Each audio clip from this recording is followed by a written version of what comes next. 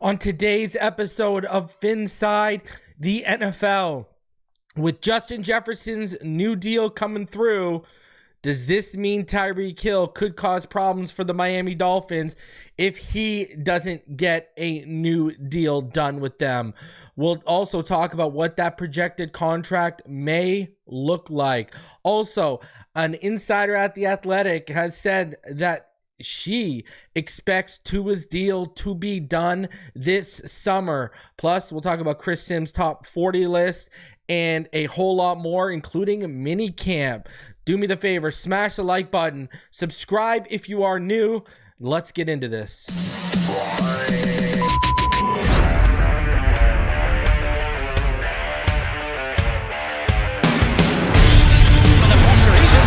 Loses the football. Touchdown! Got it! You have got to be kidding me. Jalen Waddle has a Dolphin touchdown. And he will score! Field down the near side, man open. Touchdown!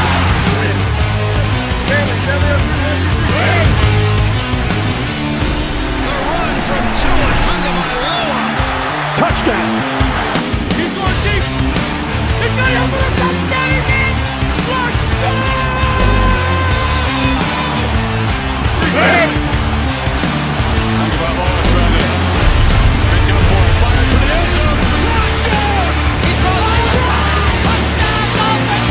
Beautiful day to be a Dolphin fan. Let's go!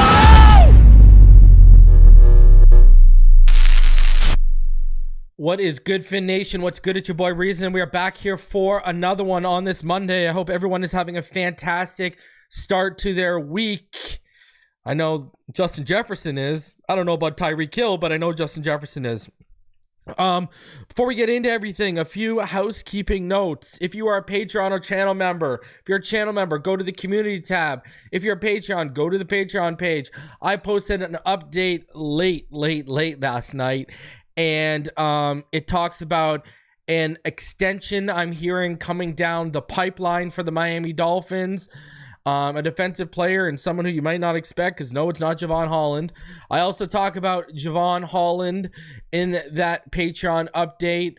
Also talk about Jalen Phillips. So there's a lot to digest in that update. Go check it out if you have not had the chance to go check it out yet. All right, for all my Patrons and my channel members. That said, I want to publicly thank each and every one of you for doing me the favor yesterday and subscribing to Brittany's new channel. She's going to be, joining the team over here at Phiniside The NFL, and we're going to be making some content this off season and into the season. So I want to thank each and every one of you because, yesterday when we started, she had 51 subs. And now, thanks to a lot of you, she is up to over 230. So the goal is, let's get her to 500, everyone. Let's get Brittany to 500 subs. All right. I have pinned the link to go subscribe to her in the chat. So go show some love. Speaking of her, there she is in the chat. She says, thank you guys so much. So you guys will get your first dose of her on this channel this Sunday, as we got something special coming for all of you guys that you guys are going to want to pay attention to. This Sunday, 8 p.m., we have a new show coming to the channel, so be out on the lookout for that. And it's not just me and her. So y'all are going to, we'll release more details as the week goes on. All right, so be out on the lookout for that coming this Sunday. And then during the season, she is going to have the Saturday slot here for all of you, so we can have content all week for you guys. And then she's going to have content on her channel as well. So make sure you go check it out. Listen, once you're done subscribing to Brit, I need y'all to do me a favor. The homie Bobby Schaus, who is a mod here and one of my good friends in the community, talk about him on the channel here and there. Also, my other friend Ghost, they started a podcast, the Dive Bar Podcast. Go, show them some love over there. They'll be starting their new show this I want to say either fall or late in the off season, but they've got something coming as well. All right. So go show love to Brittany with the sideline tee. All right. Go show some love there. And then once you're done showing some love to sideline tee, all right. And there's the link for all of y'all. All right. Once you're done showing some love to sideline tee, go over and show some love to Ghost and Bobby with the Dive Bar podcast. All right. I appreciate all of you guys. You know, I'm only going to endorse good content for all of you guys. I'm not going to, I'm here about bettering the community, not, adding more fluff to it. So go check out those two podcasts, show some love. All right, guys. I appreciate it. Now that we've got the housekeeping out of the way, let me address something because I saw a few comments and I got to say this. Okay. I see some people took issue with me reminding everyone not only what I've pioneered in this community, but also reminding people how I'm always right. Listen, first of all, just because you watch and this is a general statement, this is not directed at anyone, but just because you may watch me every day or a couple times a week doesn't mean everyone else does. There's new subs. There's people coming back who have taken a break from the internet, because that happens, especially in this community. Martin, you guys know Martin. He's here all season long. Then the off season comes. He's few and far between because he needs a break from this community. And that's someone who's not even full time in it. All right. And then also, because of the age of social media, there's people who have memories. Okay. Like, we're talking, you want to talk about ADHD or short memories, you know what I mean? That's so I gotta remind people, right? It's just what it is, you know what I mean? So, a goldfish, some people got worse memories than a goldfish out here. So I got to remind people. Now, if you take issue with that, I mean, by all means, there's the proverbial door, So I've got new subs that come through. I got people who have got memories like a goldfish, and I got people who may be coming back from being away for quite some time. So listen, that's just what it is. That's who I am. If you don't like it, so be it, especially in an age where I've had things jacked by Barry Jackson or jacked by other reporters. Okay. Perfect example, what just happened on that Locked On Commanders podcast. All right. Where my story was being credited to someone who didn't even talk about it. So I'm just saying. All right. Now that we're done now that that's out of the way, I want to say this. Justin Jefferson. All right.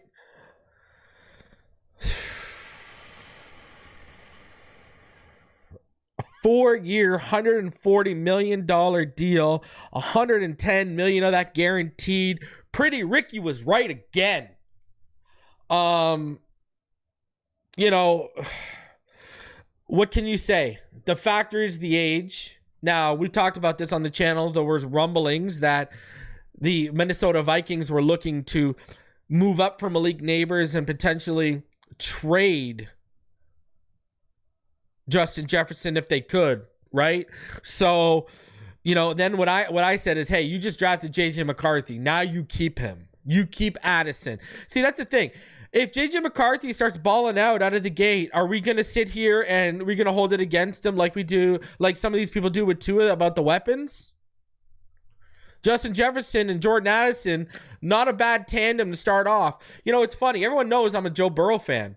Everyone knows I've been a Joe Burrow fan since LSU. If you watch the Tuesday night panel, I put all of those guys onto Joe Burrow, including EM, who didn't even like the kid. I put all of them onto Joe Burrow. If you used to watch the Tuesday night panel in 2019, okay? Tua and Joe Burrow were my favorite guys in that class, hands down. All right? And Joe Burrow, all right, I'm a fan of him. Have you ever heard me hold against Joe Burrow that he had Jamar Chase, T. Higgins, Tyler Boyd, Joe Mixon, and the amount of money they've spent to try and fix the O-line in front of him, right? From going out and paying Orlando Brown to all the other stuff they've done. Sorry, not Orlando Brown. The dude from Dallas. I apologize, not Orlando Brown. Lyle Collins, although it didn't work out. But all the stuff they've tried to do to strengthen the offensive line in front of Joe Burrow. Okay. Has that ever been held against them? Has it ever been held against them that his Super Bowl run, the reason why they went there was because of how good the defense was playing. Remember, Joe Burrow was getting killed because he couldn't make hot reads at the line. He wasn't IDing the hots, and he wasn't making the throws, so he's getting killed. But that defense was unbelievable that season. So, listen, and speaking of the Bengals and Justin Jefferson, the Bengals have turned into what I thought we'd turn into with Chris Greer. Look at the... Man, I... Say 3 Hail Marys and, pray to your deity that we got Jalen Waddle locked up at the number we did. Honestly. Because, those Bengals right now, man, they got to pay Jamar Chase. They haven't had contract talks with T. Higgins since last offseason, and Tyler Boyd already walked.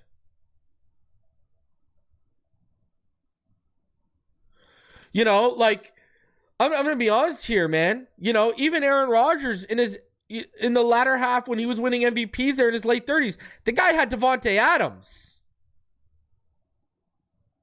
And a run game and an offensive line. Green Bay never cheapened on when it came to the offensive line. Never. Because what Aaron Andrews says right there is 110%. People act like QBs can only play with mid-talent to see if a QB is valid. It's ridiculous. And then they'll say, oh, but Patrick Mahomes... That's your example, a one of one, a generational, arguably the best thrower of the football that's come around since Rodgers and Marino, who's looking like he's going to go down as the greatest quarterback of all time when you add in talent and resume, because he's far more talented than Tom Brady was.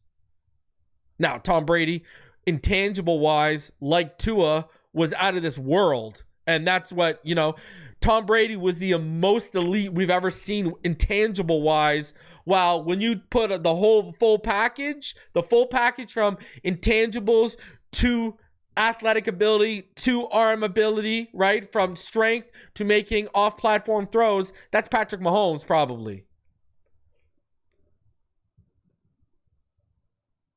That's their example. And even still, how good was that defense last year? How good was that defense last year? Be honest with yourself. Be honest with yourself. And let's be honest here. I know I joked about it back in the day when we canned him and then we brought back McDaniel. But hell, if we would have had McDaniel as the head coach and Flores as the defensive coordinator, man, that's why I think Weaver does a lot of stuff conceptually that is derived from Rex Ryan and a lot of stuff conceptually that we saw Flores do here. That's why I think this defense is going to thrive. And, like I said last year, don't judge it till we get to like week 8.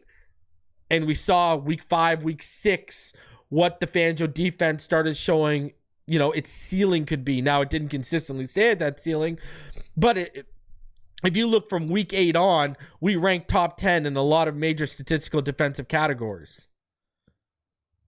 Not all of them, but a lot of them. And I think with Weaver, you're not going to miss much. I expect big things from Weaver. Knight says, I think Tyreek gets 2 years, 70 million with 60 guaranteed. So you're expecting kind of similar to AJ Brown, right? That's what you're kind of expecting, right? Because he got what? He got 96 million. How much of that guaranteed did he get, though? He got a bunch of that guaranteed, right? He got a good chunk of that. Wasn't it like 80 something guaranteed out of that? 84 million guaranteed. Yeah, he got 96 million with like 84 of it guaranteed. So you're thinking it's around AJ Brown levels is what you're thinking is. What I think they're going to do is, and this is a smart move, I think they're going to tack on 2 years with maybe a void third year And what I think is going to happen is they're going to attack. Now, they could do 3 total, but I think the smart move is add on. Because remember, we already have him for another year past this season. So what I think they're going to do is they're going to tack on 2 years at least, and then spread all that money out through the 3 years. And then if you add a 3rd year to that deal, make it a void year if you went. You know what I mean? Appreciate you, Jeffrey. Thank you very much, sir. Thank you, sir. I appreciate you. Appreciate you too, Mike. Thank you. So, I think there's tricky ways you can play with this. But listen, I don't know, man. I am so like 50-50 on if he gets a new deal, just based off things I've heard. The next extension I've heard that's coming down the pipeline, it's not even Holland, Phillips, or Tyreek. Now, it might be because it's more reasonable of a deal to make, but I told my Patreons, I told my channel members who I'm hearing it is. I don't think Tyreek gets a big contract or an extension until Tua is done. At minimum. They're not extending Tyreek before they get Hill done. You heard, they're not extending Tyreek before they get Tua done. You heard Jeremy Fowler talk about this when I played the clip yesterday. The 2 priorities for the Miami Dolphins this offseason, his mouth. And then what did Cam Wolf say? Cam Wolf said Waddle was a priority. So basically they're in sync here. The 2 priorities were Tua and Waddle.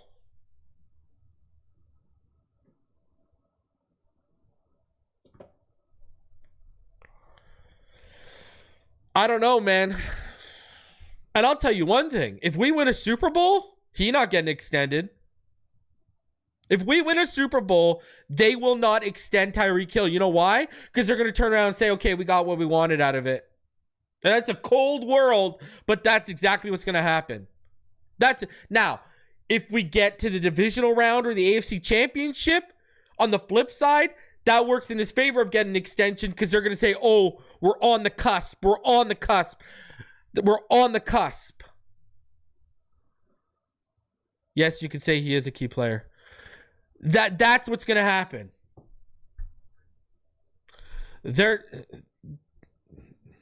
It's money. We're getting into a money game.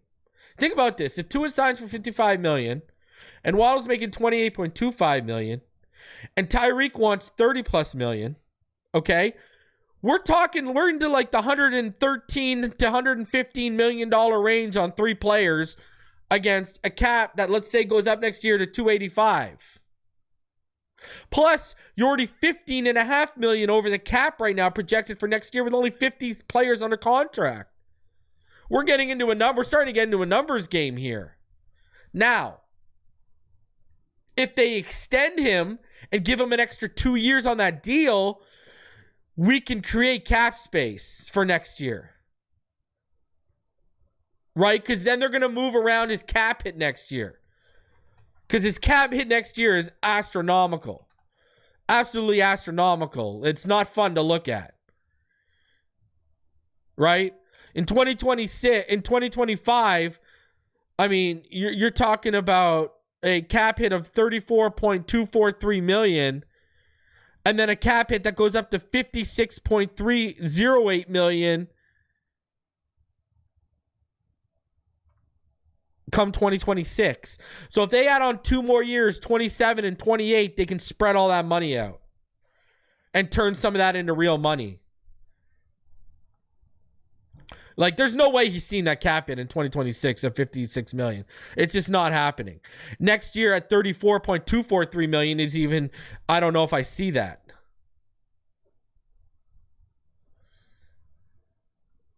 That's just a fact. I don't know what else to say. Like, that's just where we're at reality-wise here. All right? Like, now, I do think there is a deal to be done, a deal to be had. You know what I mean? I really do think there's a deal to be done. You know, a new deal for Tyreek would create $15 million cap space for next year. Why does that matter? We're $15 million over the cap. You could basically nullify. So, man, a lot to get into. So let's get into it, because Drew Rosenhaus was speaking on Tyreek's situation, and he had some interesting things to say. So let's play the clip and let's talk about this. All right. That brings us to your client, Drew. Tyreek Hill. He was the highest paid receiver when he joined the Dolphins in 2022. It's been back-to-back Pro Bowl years, arguably still the best receiver in the game, but now he's out of the top 5 highest paid. So how much can you push to get him more money, especially now that the Xavier Howard cash is off the books for the Fins? Let's just say it's safe to acknowledge that I've been in touch with Chris Greer and Brandon Shore of the Dolphins. I certainly have a fluid line of communication with them, and I've shared with them how Tyreek feels. And I'll also reiterate that Tyreek has said that he would love to finish his career here with the Dolphins. So without getting into any more specifics, the Dolphins know how we feel. Didn't we do the same thing with X when he wanted more money? Yes, but remember, we didn't have a franchise quarterback coming on the books. We didn't have Jalen Waddle's contract coming on the books. We didn't have the Chubb money handed out. Really the only high-paid player on defense in this team at that time was who? Byron Jones? Right? DVP wasn't taking anything up. We didn't have a lineman taking up any big money. We didn't have any running backs taking up big money. There was money to go around when they did that. Now, Rosenhaus says, open line of communication with Chris Greer and Brandon Shore, and they know how we feel. Now, I've told y'all before, not enough people in this community talk about how much power Brandon Shore has. I've been told he has more power than Chris Greer in the building, and that's because he works very closely with Stephen Ross when it comes to the financial aspect, from budgeting to everything financial. And remember, financial and real estate is Ross's bread and butter, so he just naturally gravitates to a guy like Brandon Shore. So that's why I've said, hey, y'all want Greer fired, but they might have the next general manager already in the building, and they might just give the job to Brandon Shore. That's a damn real possibility, as long as Stephen Ross and Tom Garfinkel are in power. I digress, though. Rosenhaus makes sure to mention Brandon Shore along with Chris Greer. And, you can take away what you want from that clip, but the fact of the matter is, he's pretty much telling you without telling you, we've let it known, we want new money, and we want him back in the top 5 bracket. And I'll tell you why. It's a rarity that a player at 31 can do what he is doing right now. It's a rarity. It is like a rarity. Back-to-back Pro Bowl seasons, okay? On top of that, we're talking about 1,800 yards last year, basically. I believe, isn't he the first receiver to have, he's either the first or second receiver ever to have back-to-back 1,700 yard seasons. That's, I've showed it here, right? Yeah, no, sorry. He's the only receiver in NFL history to be targeted 170 times and go for 1,700 plus yards in consecutive seasons. That's ridiculous. All right. We can all pretty much agree he's one of the, if not, he's in the conversation for best player in the game. That's just what he is. He's incredible. And to be doing what he's doing at 31, we didn't even get into the Pro Bowls, right? To get into, he is living up to the contract they already gave him, and you can make the argument that he's surpassing it. Now, winning-wise, he has not surpassed it or lived up to it. But when you talk about statistically, yeah, he's lived up to it. Sure, there's drops I would like, that would have went our way a little bit more, but he's living up to it.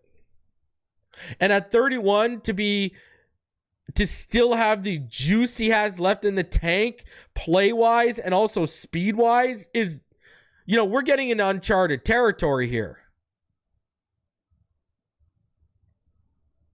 You know what I mean? He could very well be, I don't see him slowing down till maybe 34 or 35. which if you tack on 2 years to this deal, right, which already takes you through 24, 25, and 26, if you tack on 2 years to 27 and 28, right? I mean, that lines up with him being about 35, 36 when the contract ends and him getting out of here. The problem is when he starts getting 34, 35, are you going to be paying him as much as you want to be paying him? Like, it's going to be weird. It's going to be interesting to see how they do it. I still think Tua gets done before anything happens with Tyreek here.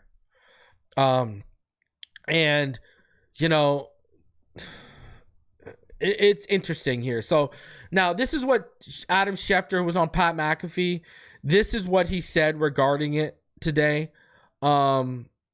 He was on Pat McAfee. This is what he said.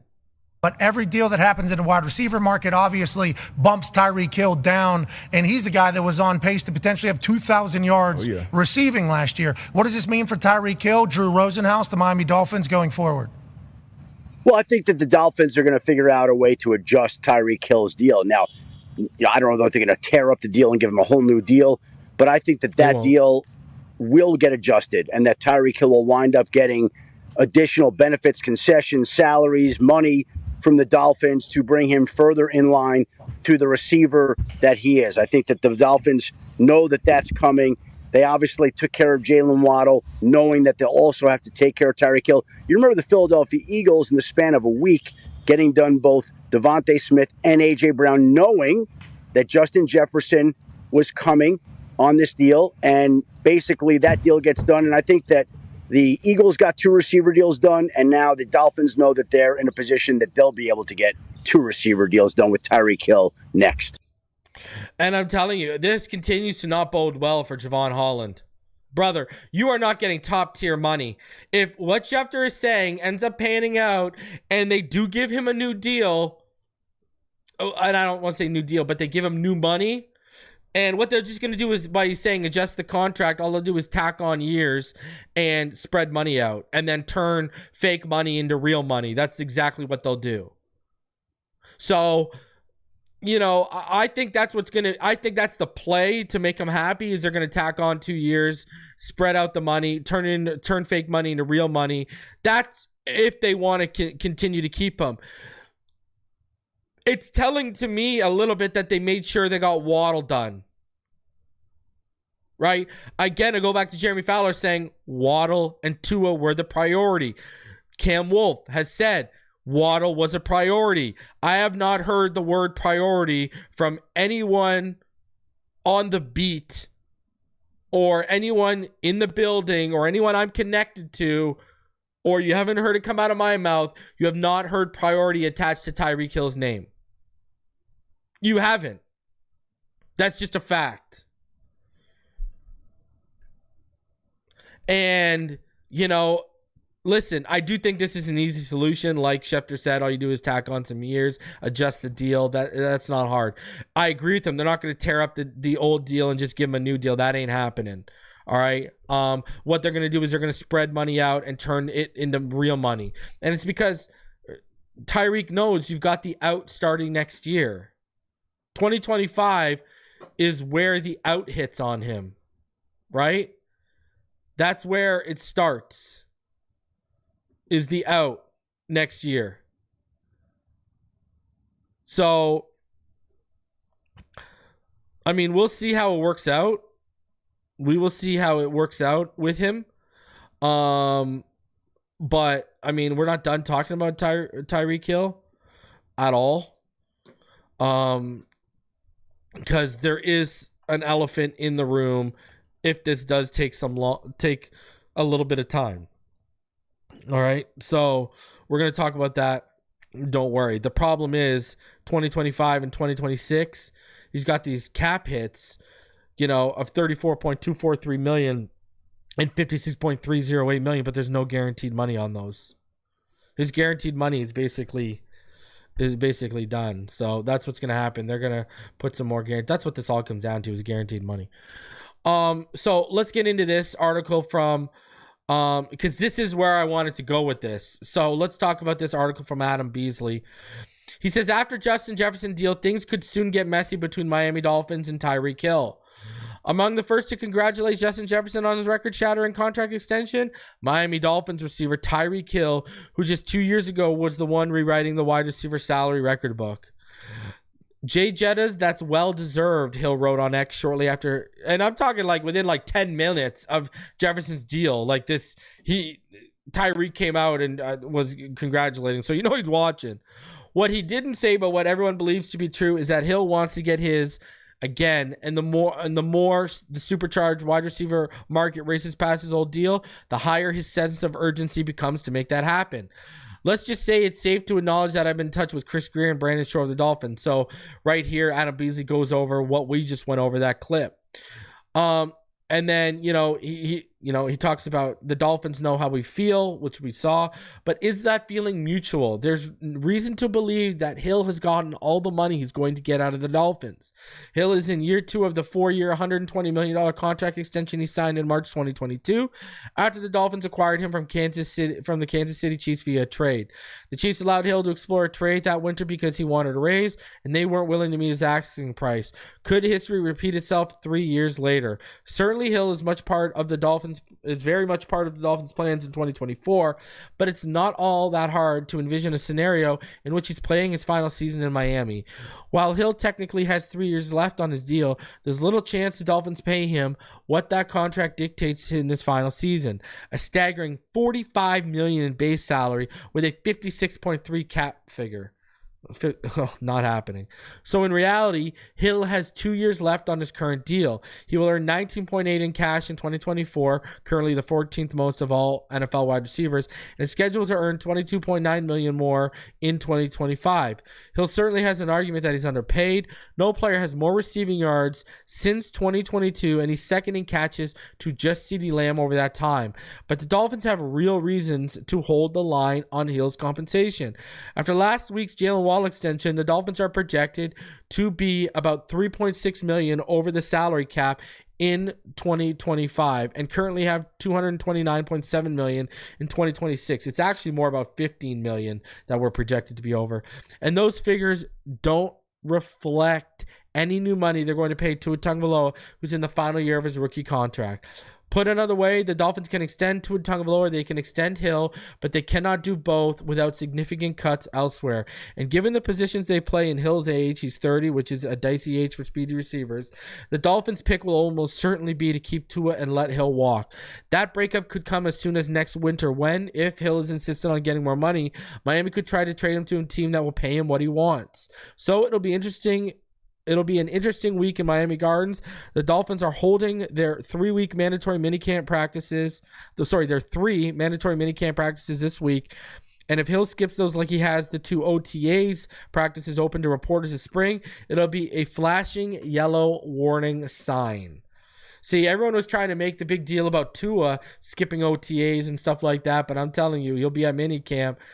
Tyreek Hill, I'm going to tell you right now what I was told today. If a deal is not done, especially heading into the season, it is expected that he's going to become increasingly unhappy. I'm just telling you what I heard. That is what the expectation is, that if he does not have new money, he is not going to be happy this year. And so that's where it comes in. Could he become an issue for the Miami Dolphins if they do not extend his current deal?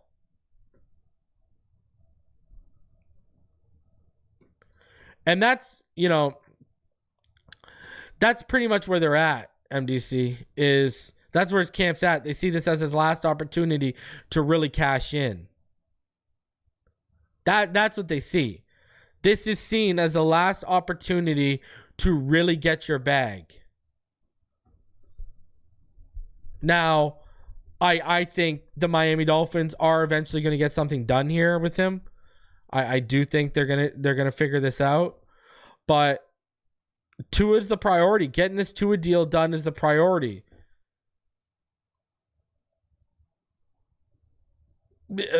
That's just what the deal is.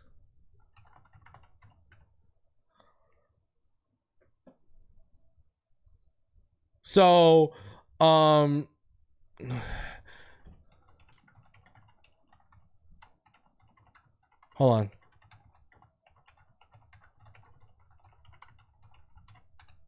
on. So that's, I mean, that's just where it is. That's just where we are right now. I mean, Tyreek Hill, he's going to get unhappy if you do not get this done. If you don't give him new money, that's just where we're at. He is not going to be a happy camper. I really don't know what else to say. That's just that's just the reality of the situation.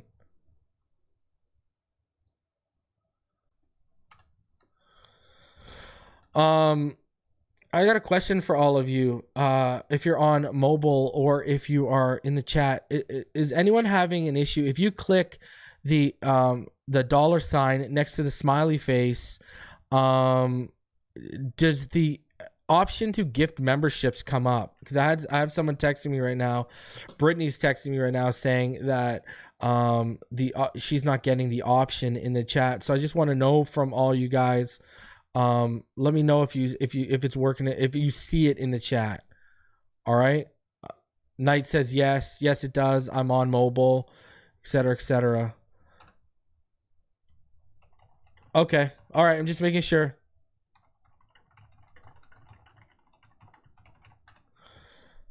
All right. Okay. So we've got a bunch of. Oh, okay. Brittany says she is. She only sees chats and stickers. So, BX says not on my phone.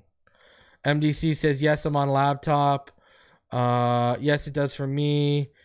Scotty says yes, it's there on mobile. Maybe it's I don't know. Is Android and Apple different? Maybe, I don't know. Ricky the goat says only see chats and stickers. Yes, it's there. Oh, it's because. Oh, you got to be a member. Oh, there you go. You have to be a member to gift memberships. That's what Scotty's saying. I don't know how this works. I'm a noob to this. But it's there, like, I guess because I run the channel, but when I click the dollar thing, I see super sticker, super chat, membership gifts. I don't know. Lisa says on my phone, it's working, and Lisa's not a member. So there you go. I don't know. What is Fox? Twitter's bugging out. Like, it keeps showing I'm not subscribed. Oh, YouTube? It's there on my PC. Oh, you're guessing. Scotty's guessing. There you go. John says I'm subscribed to my phone and it's an Android. Yeah, John's not a member and he sees it. Maybe it's Apple. Works fine. Yeah, that's a donation, brother. We're seeing if you can gift memberships. If you look under the super chat, you see membership and membership gifting. So that's what I was just trying to see. So appreciate you though. Michelle says, hey, Reason, what are your thoughts about the Bills adding an Olympic wrestler that's not players in the NFL? Let's talk about that. Superfish, there you go. It worked. Gifted an NFL, Phiniside The NFL membership that went to Jason Keck. So appreciate you, Jason. Appreciate you, Superfish. Miami Breaker says donations work fine. Michelle, okay, this is a good question. All right. Before we keep going, this is a good thing. This is a good thing. All right. Here is this is a good question. I think they're hypocrites. Right? I'm gonna tell you why I think they're hypocrites. Okay. They got Matt Araiza, right? They cut Matt Araiza when that stuff came out that he ended up being proven innocent of. They cut him, right? Now, correct me if I'm wrong, but the person they signed was Gable Stevenson, right? Correct me if I'm wrong. They signed Gable Stevenson. That's who the former wrestler, right? Now, one of the reasons he got cut that ended up coming up, now, I'm sure there's other reasons, but they started... See, Gable Stevenson went to the WWE, and he started getting hyped up really big time by the WWE. Then they ended up cutting him. You know why? Because he has sexual assault allegations against him from 2019.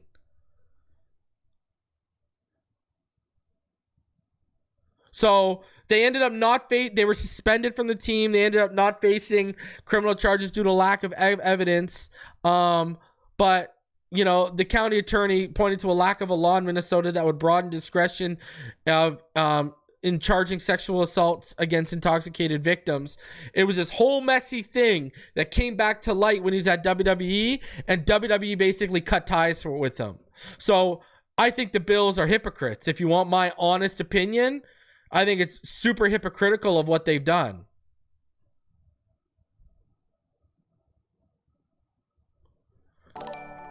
Honestly, that's shout out to Brittany for becoming a member. I think, and remember, it's in the chat here. Go subscribe to the Sideline Tee. All right. And while you're at it, go subscribe. All right, to my buddies, Ghost and Bobby with the dive bar. All right, link is in the chat for the dive bar as well. Go subscribe to them. So, I think, yeah. You know who signed Ariza? The freaking Kansas City Chiefs signed Matt Ariza, the punt god. Anyways, I digress. So, Michelle, thank you for bringing that up, because that was actually something I wanted to talk about. The Bills are hypocrites. That's all I got to say. The Bills are hypocrites. Outside Wahoo McDaniel and D'Angelo, what wrestler has succeeded in football? Yeah, The Rock and Brock Lesnar and Roman Reigns all left football careers behind, right? They all left football careers behind to basically wrestle. Man, that's a good question. Goldberg, right? But that was before he was on an NFL roster. Wasn't he on the Atlanta Falcons before he went and started wrestling? And I think he got cut or whatever, and he went to wrestling. You're right. Like, I know Brock Lesnar was on the Minnesota Vikings roster. I know, what's that wrestler? He used to play for the Dolphins, and then he joined NXT. I don't know if you guys know who I'm talking about.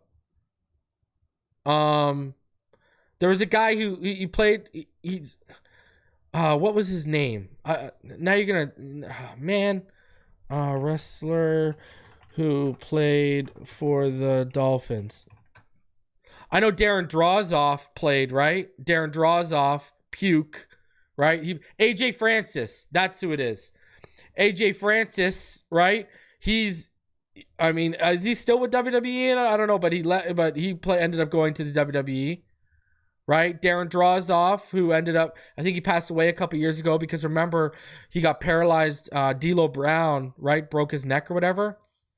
So, interesting question. I like that question, man. I like that. Good question. So, all right. Anyways, we just went down we just went off course there for a few minutes, but let's get back to Tyreek Hill. Getting back to Tyreek Hill. All right. I don't know. I don't think so. Brian Bosworth should. Yep. There you go. Yep. Mongo McMichael. Right. He was in the Four Horsemen. WCW. Exactly. Mongo McMichael. Married to Deborah. Yep. Good call. All right. Back to Tyreek Hill. Does Tyreek Hill have a future in Miami? NFL receivers are pulling in record-setting contracts at the rate they've been pulling in receptions during this pass-happy era of football. Justin Jefferson is the latest NFL wideout to receive a pace-setting contract from his employer, reportedly landing a 4-year, $140 million contract extension from the Minnesota Vikings, which includes $110 million in guaranteed money. With that deal, Jefferson resets the receiver market, which was previously reset when the Eagles adjusted A.J. Brown's deal earlier this summer, giving him the 3-time Pro Bowler a 3-year extension worth $96 million, which reconfigured his contract, giving him a 6-year deal worth $133. This has been the summer for receiver extensions, which includes the 5-year, $105 million contract the Dolphins signed Jalen Waddle to last week, locking up the former Alabama standout till the 2028 season. Remember, he's including the 5th-year option in that, right? That leads us to wonder why Tyreek Hill, a 5-time Pro Bowl receiver, All-Pro receiver, When will he get his contract addressed by the Dolphins? Now, is he worthy of an extension? He turned 30 in March, and he's been one of the most dangerous weapons in the league since 2017, and has taken his game to another level in Miami, producing 3,509 yards and 21 touchdowns the past 2 seasons. The 8-time Pro Bowler stays on his present pace of producing 1,000-yard seasons for the next 3 or so years. He'll seemingly be a lock for the Pro Bowl Hall of Fame and might gain first ballot entry into the sports collection of legends. Hill, who signed a 4-year, $120 million contract extension when Miami acquired him from Kansas City 2 off seasons ago, was the highest paid receiver in the NFL before the summer.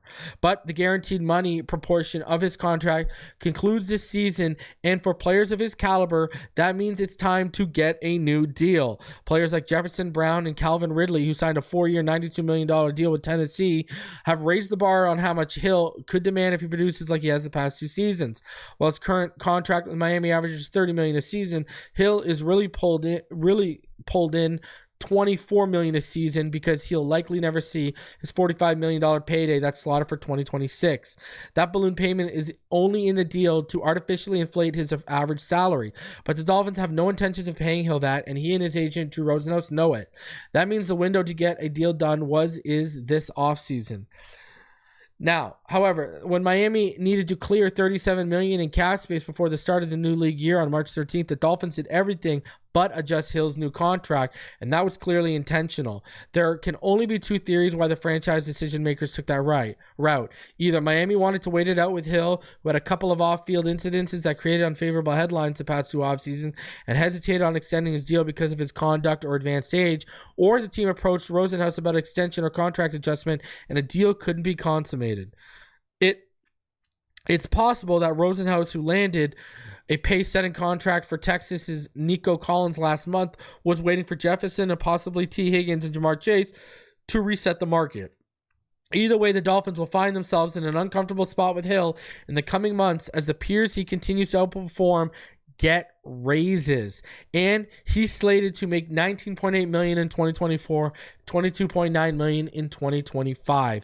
If the Dolphins added 2 years to Hill's deal and bumped up another $22 to $4 million a season in cap charge, that would drop from $31 to $17 million if he's given a $20 million signing bonus, and the charge would be reduced to each of the following 2 seasons as well. The only downside of extending Hill's deal is gambling on whether he'll still be worth $24 to $28 million a season in 2025 and 2026, which is when the guaranteed money in a new deal would exist. But it's hard to envision a player who was on pace to produce 2,000 receiving yards before suffering a troublesome ankle injury in the season's final month falling off drastically, even though he struggled to finish the season healthy the past 2 years. Hill hasn't shown any signs of slowing down the past 2 seasons, and at this point, the Dolphins franchise should be more worried about what Miami's offense would look like without Hill than what an aging Hill can deliver. So, advocating for Hill to get his money because of what this offense can look like. Listen,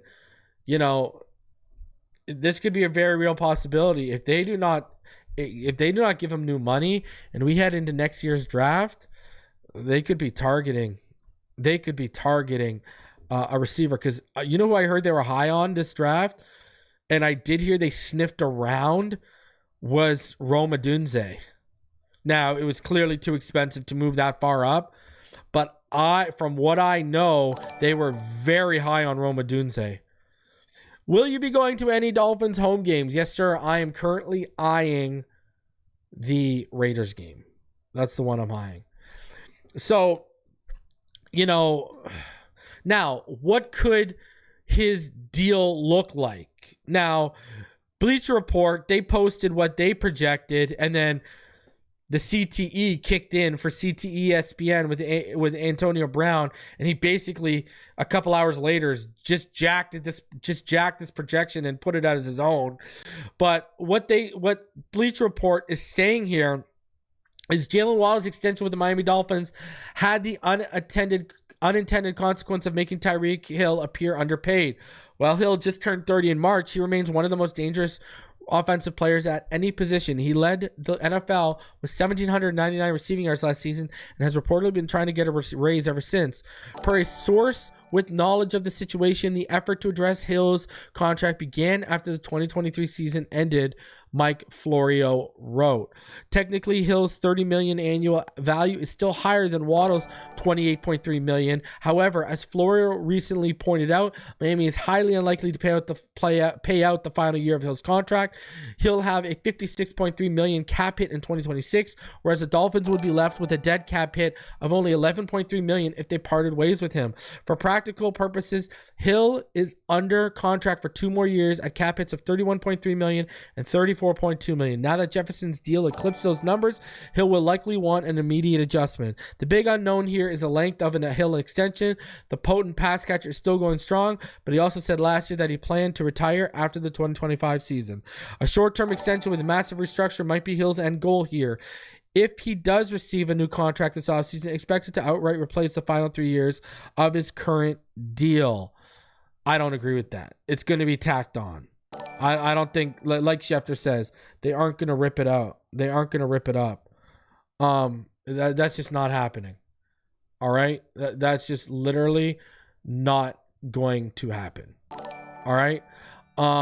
Now, the contract projection is a new 4-year, $140 million deal that runs through 2027 and includes $85 million guaranteed. So basically, what they're saying is it's the exact same deal as Jefferson, just $25 million guaranteed, because that's what Justin Jefferson got. 4 years, $140 million, but he got $110 guaranteed.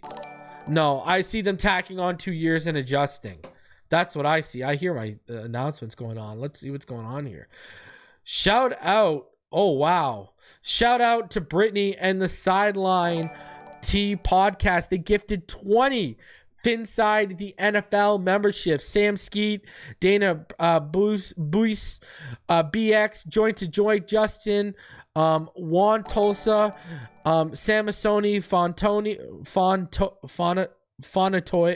Fon Audi, Jesus, Samasoni, Fon Audi, say that 8 times quick, great name, M. Cord, Mike Wright, Justin, Kurok 1972, Alex Moreno, Ryan AP, Russell Swan, Elpad, Jonathan Lizama, Josh Hart, Caddyshack, Ryan Neff, and JC1 have all been gifted memberships by Brittany. Listen, even more reason to go subscribe to her podcast right now, Sideline T Podcast. We had her at 51 yesterday when our show started. We got her up to over 230. Let's get her to 500. She's showing y'all a ton of love. Go show her a ton of love and go subscribe to that channel. And while you are subscribing to her channel, after you're done doing that, go subscribe to my boy Ghost and my boy Bobby's new podcast, the Dive Bar Podcast. All right, go show them some love. And not to be outdone, Knight comes through and gifts one membership himself to 1896 Vice. So go show some love, ladies and gentlemen. Go show some love to Brittany. All right, go show some love to the boys over at the Dive Bar. All right, shout out to all y'all. Amazing. Let's get Brittany to 500 subs. All right. There's over 355 of you watching on YouTube right now. Go show her some love. All right. Now, some news from an Athletic Insider. All right. Here is the deal. Diana Rossini, who's really good at her job. Big fan of Diana. She said what she's hearing on 4 teams with contract situations. This is the last week of workouts for 9 NFL teams who will break for the summer before returning for training camp in late July. These mandatory practices are similar to OTAs with no live contact permitted. One difference this week, players can be punished financially if they miss a team workout. Player who misses all 3 days will be fined over $100,000. All eyes will be on teams with star players looking for extensions. So, you know, you got the 49ers. Brandon Ayuk and Christian McCaffrey have missed all of San Fran's voluntary OTAs because they want contracts. You got CeeDee Lamb, Dak Prescott, Micah Parsons won contracts in Dallas. And then regarding the Dolphins, There's no Tyreek talk when it comes to Diana Rossini. What the talk is, Tua Tagovailoa attended a majority of voluntary practices, and despite not having a new deal in place, the Dolphins expect him to be there this week. Based on my conversations, I still believe that Tua's new contract will get done later this summer. And then she goes on about his new look he was sporting at the Perry Ellis get-together. Right? So, yeah, I can drop the link right now. Here's the link. It's pinned in the comments, but here again is the link for Brittany. I know someone just asked, can you drop the link? There's the link. It's pinned up in the comments, but there's the link again. Go sub. So, you know, there you go. Another insider coming out and saying, yeah, that deal's getting done. Don't fret. Don't worry. Don't panic. It's happening. And I've heard some things. I heard some things today. You know, a few people are privy to what I heard regarding that stuff. I didn't put it on the Patreon because I heard it today. But I have heard some things regarding his deal, and it's all positive. So, you know, I fully expect him to be at mandatory minicamp. You know, now, could he hold in and not do every single thing until, you know, could he not do every single drill until his contract is done? 110%. But he is going to be there. From what I've heard, everything positive going on right now. Now, let's talk about this. All right.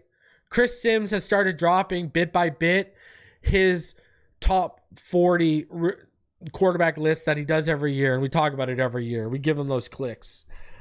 Now, he dropped it and he did 15-19 and he's got two. It's just such disrespect. Like, such disrespect. And what's crazy is, and I'll talk about it in a sec, if you go listen to the actual segment, because there's a YouTube segment where he talks about it, all he does is praise Tua for the first 5-7 minutes, and then he's basically like, listen here, let's talk about this first of all. Let's talk about this, and then I'll get into that part. 2 at 18. This man just led the league in passing. This man, over the last 2 years, has been top 5 in every major statistical, and top 5 to top 10 at worst in every major statistical quarterback category, and Kyler Murray and Baker Mayfield are ahead of him. Listen, I get if you want to put Brock Purdy there. The man is, I don't think he's elite. You know, he has a lot of similar traits to Tua. I don't think he's as elite with his anticipation and as elite with his accuracy as Tua, but he's pretty damn close. You know, and I don't think he's an elite of a processor as Tua, but he's pretty damn close as Purdy. I think both of those guys should be top 10. The fact Baker Mayfield and Kyler Murray are ahead of Brock Purdy and Tua Tagovailoa? What has Kyler Murray done? And this is coming from a guy who, if you've been watching me since 2019, I'm a Kyler Murray guy. I was a Kyler Murray fan of him coming out. I called him winning Rookie of the Year on the Tuesday night panel. Sure enough, he won it. And I'm a Baker Mayfield guy. Remember last offseason when he was leaving the Rams, I said we should bring Baker Mayfield in for competition with Tua in case he can't stay healthy, because I'm a Baker Mayfield guy. So I'm a fan of the two players ahead of Brock and Tua. But in what world are Kyler Murray and what world are Kyler Murray and Baker Mayfield better than Brock Purdy and Tua Tagovailoa right now? Like 18 and 17? Brock Purdy, if he didn't get hurt 2 seasons ago, they would have went to back-to-back Super Bowls, San Fran, with Purdy. And it's not like Purdy ain't doing it. It's not like Purdy's Jimmy Garoppolo here. So I'm here to stick up for both Tua and Brock, because that's disrespectful to both of them. And then if you go watch this segment, go watch the segment when I'm done here on YouTube. All he does is rave about Tua's he says Tua from the short to intermediate, no one's as accurate as Tua. No one can anticipate. Like, he talks about Tua. Tua is on the best in the league in anticipation, etc. He just praises Tua. His whole reasoning for leaving him at 18 is because when you need the big throw, can Tua make it? When you need to win the big game, can you count on Tua? That is his whole reason on having him at 18. That's literally his whole reason of holding him down at 18. Go watch the segment. He literally raves about Tua for the first 5 or 7 minutes. Literally raves about him. Even talks about how, right, Tua can throw off different arm angles like we've seen, right? How Tua can make off-platform throws. Even raves about that. So, I mean, I don't know. You know, Kevin Williams, he knows what time it is, right? In case you did not know, all right? In case you did not know, we've got an emoji on this channel for Sims, all right? In case you didn't know. It just is what it is. It just is what it is. Not a fan. Shout out to Brittany. She says, thank you guys so much for the love on my channel. So, I don't know. All right. Finally here, the Sun Sentinel. Me and Neil went over our top storylines last week heading into mandatory minicamp.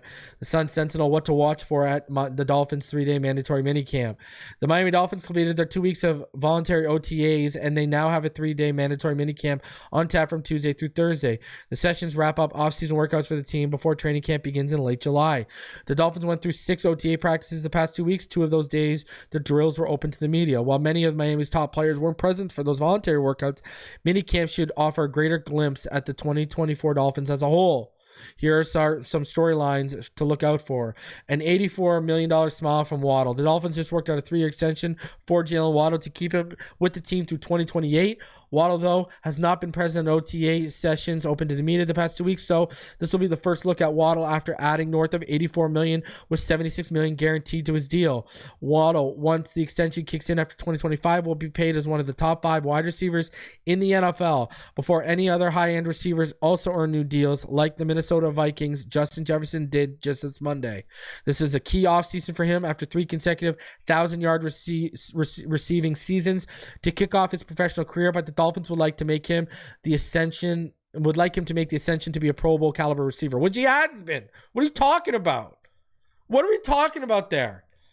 2022, he got robbed of not being in the Pro Bowl.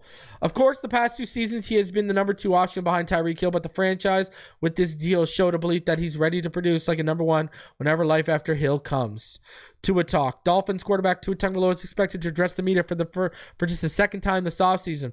The first time was at his charity luau, where he wasn't particularly pressed on offseason topics like training to slim down or his work with personal quarterback coach John Beck, and offered little when asked about those matters. Hearing from Tagovailoa at minicamp will be a big deal, especially as talks are ongoing between him and the team for his pending contract extension, which should be a record figure for the Dolphins. Viral video from this event with clothing brand Perry Ellis in Aventura last week showed he has lost considerable weight. Mike McDaniel already deemed him svelte at OTAs 2 weeks ago. He's sure Tagovailoa has maintained strength added in the 2023 offseason while trimming fat. McDaniel has seen Tagovailoa generate more force on passes with his tweaked throwing motion. That much was evident from deep pass throws to Eric Isakam and Tajay Washington at last week's open session, and he'll have more of his top targets present this week. Armstead status. We haven't heard from left tackle Terron Armstead since last season. Armstead, who turns 33 in July, already contemplated retirement this offseason before ultimately deciding to give it another go with the Dolphins, and that's because this was his final year of guaranteed money. Armstead has had to nurse multiple injuries in the first 2 seasons with the Dolphins, so it's important he let his body recover in the offseason before a ramp up in activity in training camp. How much he would participate in minicamp drills is unknown. New additions. The Dolphins had $18.5 million added to the book Sunday to keep due to the cap relief received from the release of Xavier Howard with post-June 1st designation. Now what to do with those funds? Some will surely go to necessary tasks of signing Miami's 7 draft picks, but there are predetermined slot values for those selections.